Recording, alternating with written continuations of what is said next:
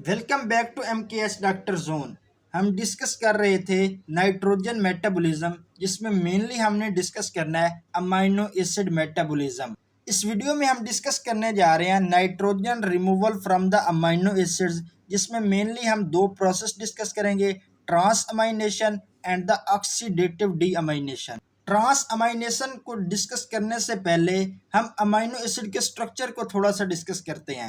इस वक्त स्क्रीन पर आपको ये जो स्ट्रक्चर नजर आ रहा है, this one is the structure of the amino acid, जिसमें एक तरफ अमाइनो ग्रुप लगा हुआ है, दूसरी तरफ कार्बोक्सिल ग्रुप लगा हुआ है। जब तक इस अमाइनो एसिड में ये अमाइनो ग्रुप लगा रहेगा तो ये सेफ जोन में है, यानी कि जब तक इसके साथ अमाइनो ग्रुप अटैच रहेगा हम इसकी ऑक्सीडेटिव ब्रेकडाउन नहीं कर सकते। तो पहले हमें करना ये होगा कि हमें इस अमाइनो एसिड में से इस अमाइनो ग्रुप को रिमूव करना होगा, फिर हम इस अमाइनो एसिड की कैटाबॉलिज्म कर सकते हैं। जब हम इसमें से अमाइनो ग्रुप को रिमूव करेंगे तो अमाइनो ग्रुप का जो नाइट्रोजन है उसकी फेट क्या है, या तो वो एक्सक्रीट हो जाएगा इन द यूरिन, या फिर हम उसको इनकॉर्पोरेट कर देंगे इनटू द अदर कंपाउंड्स। अब हम डिस्कस करते हैं what is the trans amination.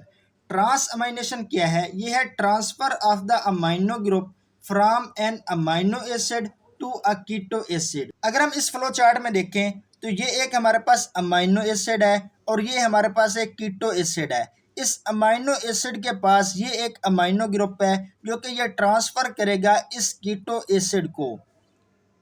जब अमाइनो एसिड में से ये अमाइनो ग्रुप निकल जाएगा तो ये अमाइनो एसिड कन्वर्ट हो जाएगा इनटू द कीटो एसिड, और जब ये कीटो एसिड अमाइनो ग्रुप को हासिल कर लेगा तो ये कीटो एसिड कन्वर्ट हो जाएगा into another amino acid. For example जो अमाइनो एसिड है वो है एलानिन। अब एलानिन में से जो अमाइनो ग्रुप है वो हमने निकाल लिया और ये हमने दे दिया अल्फा कीटो ग्लूटरेट को। जब एलानिन में से अमाइनो ग्रुप निकल जाएगा, एलानिन कन्वर्ट हो जाएगा into the keto acid and that is the pyruvate, और जो अल्फा कीटो ग्लूटरेट है ये कन्वर्ट हो जाएगा into the another amino acid and that is the glutamate.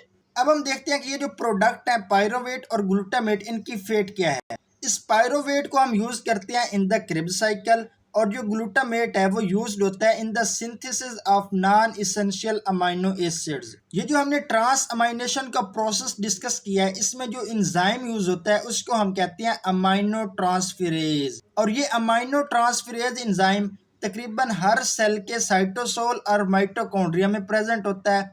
अगला पार्ट, ये बहुत ज़्यादा इंपॉर्टेंट पॉइंट है, वो ये है कि सारे के सारे अमाइनो एसिड की जब कैटाबॉलिज्म होती है तो ट्रांस अमाइनेशन का प्रोसेस अंडर गो करते हैं, लेकिन दो ऐसे अमाइनो एसिड्स हैं लाइसिन और थ्रियोनिन जो कि ट्रांस अमाइनेशन का प्रोसेस नहीं करते, जबकि ये करती हैं डी अमाइनेशन। ये पॉइंट एमसीक्यूज के लिए बहुत ज़्यादा इंपॉर्टेंट है। अब हम थोड़ी सी बात कर लेते हैं इस एंजाइम की जो कि ट्रांस अमाइनेशन में यूज हो रहा है, अमाइनो ट्रांसफेरेज। ये जो अमाइनो ट्रांसफेरेज एंजाइम है ये बहुत ज़्यादा स्पेसिफिक होता है अपने एक्शन में, और ये अपने एक्शन के दौरान एक कोएंजाइम को भी यूज करता है जिसको हम कहते हैं पाइरिडोक्सल फॉस्फेट, यानी कि पीएलपी। अब ये जो पीएलपी है, पाइरिडोक्सल फॉस्फेट, ये इस एंजाइम के जो अमाइनो ग्रुप है लाइसिन, इस अमाइनो ट्रांसफेरेज एंजाइम की जो एक्टिव साइट है उधर एक अमाइनो एसिड होता है जिसको हम कहते हैं लाइसिन। ये अमाइनो ग्रुप लाइसिन का जो अमाइनो ग्रुप है उसके साथ कोवलेंटली बॉन्ड होता है ये कोएंजाइम। जब ये एलानिन की ट्रांस अमाइनेशन कर रहा होता है तब हम इसको कहते हैं एएलटी, यानी कि एलानिन ट्रांस अमाइनेज। और जब ये इस ग्लूटामेट की ट्रांस अमाइनेशन कर रहा होता है तो उसमें जो प्रोडक्ट होता है उसको एस्पार्टेट कहते हैं, तो इसलिए जो एंजाइम होता है उसको हम कहते हैं एएसटी, यानी कि एस्पार्टेट अमाइनो ट्रांसफेरेज। अब हम थोड़ी सी बात एएलटी एलानिन अमाइनो ट्रांसफेरेज और एएसटी एस्पार्टेट अमाइनो ट्रांसफेरेज की करते हैं। जो एलानिन अमाइनो ट्रांसफेरेज है यानी कि एएलटी, वो ट्रांसफर करता है अमाइनो ग्रुप को from the alanine to the alpha ketoglutarate. जब एलानिन में से अमाइनो ग्रुप निकल जाता है तो एलानिन कन्वर्ट हो जाता है इनटू द पायरोवेट, और जब अल्फा कीटोग्लूटारेट में अमाइनो ग्रुप ऐड हो जाता है तो अल्फा कीटोग्लूटारेट कन्वर्ट हो जाता है इनटू द ग्लूटामेट, और ये जो रिएक्शन है ये एक रिवर्सिबल रिएक्शन है।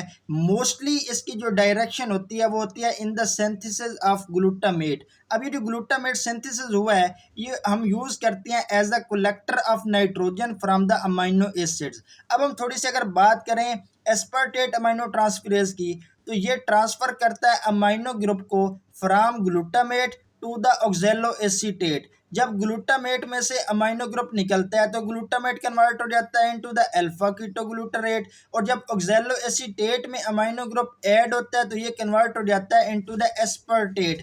ये जो रिएक्शन है ये भी एक रिवर्सिबल रिएक्शन है, और जो एस्पार्टेट है इसकी फेट ये है कि इसको हम यूज करते हैं as a source for the nitrogen in the urea cycle. अब हम थोड़ी सी बात इसके मैकेनिज्म की कर लेते हैं। इस तरह नहीं होता कि ग्लूटामेट डायरेक्टली मुंह उठाकर अपना अमाइनो ग्रुप अल्फा कीटोग्लूटारेट को दे दे, बल्कि एक्चुअली इस तरह होता है कि जो ग्लूटामेट है ये अपना अमाइनो ग्रुप देता है कोएंजाइम को पायरिडोक्सल फास्फेट को, और पायरिडोक्सल फास्फेट कन्वर्ट हो जाता है इनटू द पायरिडोक्सामीन फास्फेट, और ये ग्लूटामेट को कन्वर्ट कर देता है इनटू द अल्फा कीटोग्लूटारेट। और फिर ये पायरिडोक्सल फास्फेट ऑक्सैलो एसीटेट के साथ रिएक्शन करता है और अमाइनो ग्रुप इसको देता है और कन्वर्ट हो जाता है इनटू द एस्पार्टेट, और फाइनली अमाइनो ग्रुप आ जाता है एस्पार्टेट के पास। जब अमाइनो ग्रुप पायरिडोक्सामीन फास्फेट से निकल जाता है तो ये वापसी कन्वर्ट हो जाता है इनटू द पायरिडोक्सल फास्फेट। ये है mechanism of the enzyme aspartate amino transferase का। अब हम एएसटी और एएलटी की इक्विलिब्रियम कंसंट्रेशन की बात करते हैं। मोस्ट ट्रांस अमाइनेशन रिएक्शंस के लिए जो इक्विलिब्रियम कांस्टेंट है उसकी रेशियो है 1। ये 1 कैसे है? फॉर एग्जांपल हमने कोई ऐसी डाइट इनटेक किया जिसमें प्रोटीन ज़्यादा है, तो इसका मतलब ये है कि उसमें अमाइनो एसिड ज़्यादा है। तो जब अमाइनो एसिड की कंसंट्रेशन ज़्यादा हो जाएगी तो हम उनकी डिग्रेडेशन करेंगे और उनमें से अमाइनो ग्रुप को रिमूव करेंगे। लेकिन अगर हमने कोई ऐसी डाइट इनटेक किया जिसमें प्रोटीन कम है, इसका मतलब उसमें अमाइनो एसिड भी कम है, तो फिर हम नॉन इसेंशियल अमाइनो एसिड की सिंथेसिस करेंगे by adding an amino group from the alpha keto acids. अब नेक्स्ट पॉइंट ये है कि एएसटी और एएलटी को बहुत सारी डिजीजेस की डायग्नोसिस के लिए भी यूज़ किया जाता है। जो हमारे पास एएलटी और एएसटी है ना, दोनों इंट्रासेलुलर एंजाइम्स हैं। इसका मतलब ये है कि जो प्लाज्मा है उसमें इनकी कंसंट्रेशन कम होती है। अगर हम किसी पर्सन का ब्लड सैंपल लें और उसमें प्लाज्मा में एएसटी और एएलटी की कंसंट्रेशन इंक्रीज हो गई, तो इससे हमें क्या पता चलेगा? इससे हमें ये पता चलेगा कि वो सारे सेल जिसमें एएसटी और एएलटी एंजाइम्स की कंसंट्रेशन ज़्यादा होती है उसको कोई ना कोई डैमेज है। अब हम एग्जाम्पल में डिस्कस करते हैं कि हिपैटिक डिजीज़ की डायग्नोसिस के लिए हम इसको कैसे यूज़ करते हैं। जब भी किसी पर्सन को कोई हिपैटिक डिजीज़ होगी तो बोथ एएसटी और एएलटी का लेवल जो है वो एलिवेट होगा। लेकिन अगर किसी पर्सन को सेल नेक्रोसिस है या फिर वायरल हेपेटाइटिस है या फिर टॉक्सिक इंजरी है या फिर प्रोलॉन्ग्ड सर्कुलेटरी कोलैप्स है, तो उसमें एएसटी और एएलटी का जो लेवल है वो पार्टिकुलरली इंक्रीज कर जाएगा। जो एएलटी है ये ज़्यादा स्पेसिफिक है देन द एएसटी, और अगर सेंसिटिविटी की बात की जाए तो एएसटी ज़्यादा सेंसिटिव है देन द एएलटी। इसकी रीज़न ये है कि जो लीवर है उसमें एएसटी की कंसंट्रेशन ज़्यादा होती है, इसलिए एएसटी जो है वो ज़्यादा सेंसिटिव है। अगर थोड़ी सी भी सेल को इंजरी हो जाएगी ना, तो जो एएसटी है वो क्योंकि सेंसिटिव है उसकी कंसंट्रेशन ज़्यादा है तो इसका लेवल प्लाज्मा में इंक्रीज हो जाएगा। लेकिन अगर जब कोई बड़ी इंजरी होगी तो तब जाकर एएलटी का लेवल इंक्रीज होगा। एएलटी और एएसटी को यूज करके हम लीवर डैमेज की कोर्स को भी मेजर कर सकते हैं। फॉर एग्जाम्पल ये एक ग्राफ है एक ऐसे पर्सन का जिसने टॉक्सिक मशरूम्स इनटेक की हैं। इसमें हम ये बात देख सकते हैं कि जो एएलटी का लेवल है ब्लड में वो अर्ली इंक्रीज कर रहा है then the level of the bilirubin. अब हम थोड़ी सी बात कर लेते हैं कि नॉन हिपैटिक डिजीज में इनका क्या रोल होता है।